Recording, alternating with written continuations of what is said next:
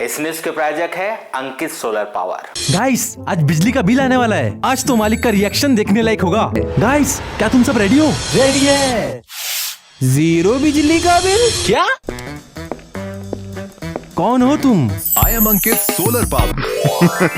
अंकित solar power अब solar panel से पाए 90% तक बिजली के बिल में बचत। बैयर थाना क्षेत्र के ग्राम कुमादेही में हुई सनसनीखेज डकैती का पुलिस ने खुलासा करते हुए अंतर्राज्यीय डकैत गिरोह के 8 आरोपियों को गिरफ्तार कर लिया है। आरोपियों ने वारदात को अंजाम देने से पहले घर में रेकी की थी और फिर देर रात पेट्रोल खत्म होने का बहाना बनाकर घर का दरवाजा खुलवाया था। जैसे ही परिवार के लोगों ने दरवाजा खोला था, हथियारों से लैस बदमाश घर में भीतर घुस गए थे और पूरे परिवार को बंधक बनाकर नकदी, जेवरात और मोबाइल फोन लूटकर फरार हो गए थे।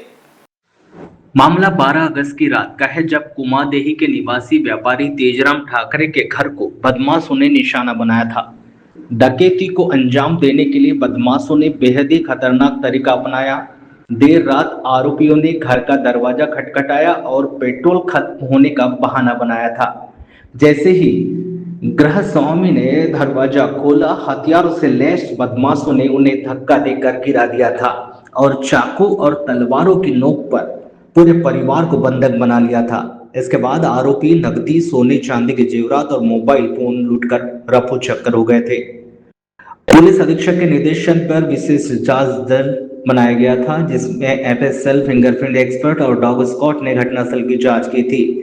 सीसीटीवी फुटेज पर तकनीकी साक्ष्यों से साफ हुआ कि अंतर्राज्यीय गिरोह के तार पड़ोसी राज्य महाराष्ट्र के गोंदिया जिले से जुड़े हैं। जांच में खुलासा हुआ कि पूरी साजिश का मास्टरमाइंड बालाघाट के ग्राम लामता का रहने वाला आलोक उर्फ ओकेश सिलवंशी था। उसने गोंदिया के अपने साथियों और रिश्तेदारों के साथ मिलकर डकैती का प्लान बनाया। घटना से एक दिन पहले आरोपी डैनी उर्फ किशन ने कुमादेही पहुंचकर घर की बकायदा रेकी की थी। पुलिस ने गोंदिया पुलिस के सहयोग से घेराबंदी कर 8 मुख्य आरोपियों को गिरफ्तार किया है। आरोपियों के पास से 1,80,000 रुपए नगद, 15 लाख रुपए के जेवरात, 6 मोबाइल फोन, हथियार और 3 दोपहिया वाहन जब्त किए हैं। मामले में बीएनएस और आर्म्स एक्ट की गंभीर धाराओं के तहत अपराध पंजीकृत किया गया है।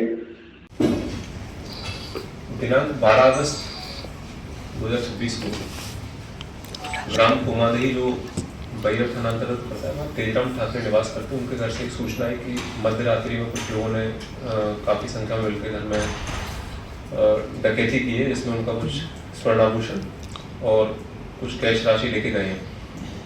तत्काल मौके पर हमारी पुलिस टीम पहुंची, मौके की प्राथमिक जांच की और उसके बाद उस घटना की पतारसी के लिए तमाम टेक्निकल टीम, मैनुअल इंटेलिजेंस की टीम हमने तैयार की और उसके बाद सर लगातार टीमों ने लग के आज हम लोगों ने घटना का खुलासा किया। इसमें मूलतः घटना इस प्रकार थी कि देर रात्रि एक आलोक करके हैं लामता के, उस व्यक्ति ने इस पूरे स्थान की पहले रैकी की।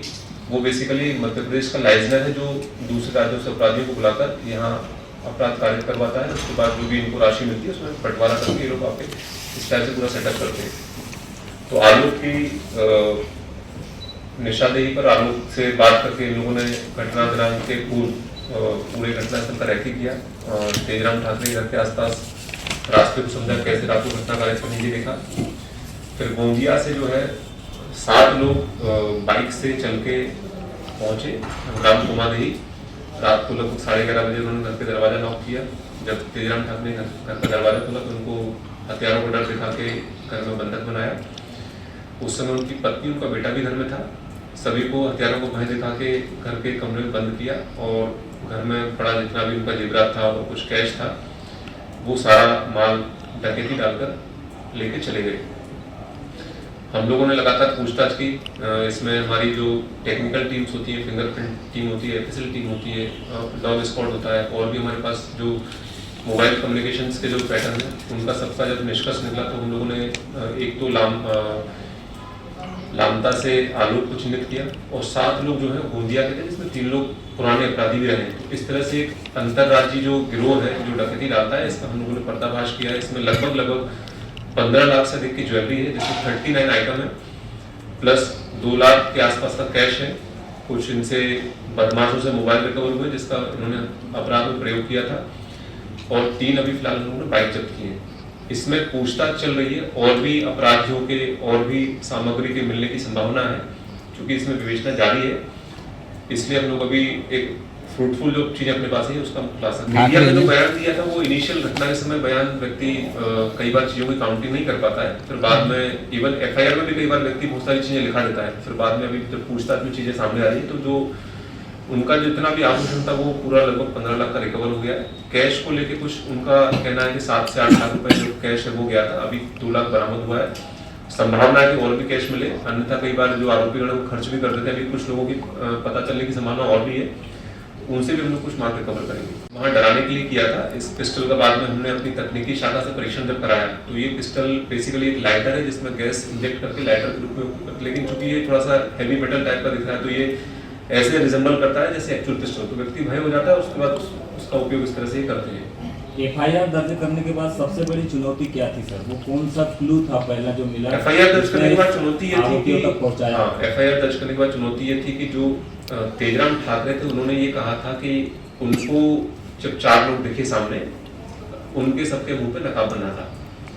जो उनकी पत्नी थी थोड़ा घबराई हुई थी, वो उन्होंने उनका हुलिया देखा है पत्नी ने, वो बेटे ने देखा है, पर तेजराम ठाकरे नहीं देख पाए थे, तो पत्नी थोड़ा घबराई थी। सबसे बड़ा ये था कि व्यक्ति को रात के 12 बजे उस 10-15 मिनट के सीन में सबको याद रख पाना, क्योंकि पुलिस के सामने कोई क्लू नहीं है, कैसे चेहरे हैं, कैसे कर्ताकी है, व्यक्ति एकदम प्रथम दृष्टया बता नहीं पाता। हम लोगों का एक दिन लगभग ऐसे निकल जाता है, फिर सेकंड डे जब दीपिका और सुभाष और धर्मेंद्र एसडीपी साहब की टीम ने जब पूछताछ डिटेल में की तो उनके हुलिये क्लियर हुए, कुछ वाहनों की आवाज से हमने पहचान की कि वाहन इस टाइप के 3-4 गाड़ियां थी, किस तरफ भागे इससे क्लियर हुआ, क्योंकि चूंकि देहात क्षेत्र लाम था वहाँ पर अपना कुमारदेही, वहाँ बहुत ज्यादा कैमरे फुटेज हमारे पास नहीं है, तो ये सुविधा, ये चुनौती हमारे पास प्रारंभ में थी। लेकिन टीम में लगातार 3-4 दिन बहुत कड़ी मेहनत की, रात भर लगातार टीमें हमारी अंतर्राज्यीय गिरोह के पुराने पैटर्न तलाशने में लगी रही, गोंदिया महाराष्ट्र और भी जिलों में हमने दबिश दी, तो फाइनली भी 7 व्यक्ति महाराष्ट्र गोंदिया के और 1 व्यक्ति लामता से हमारी गिरफ्त में।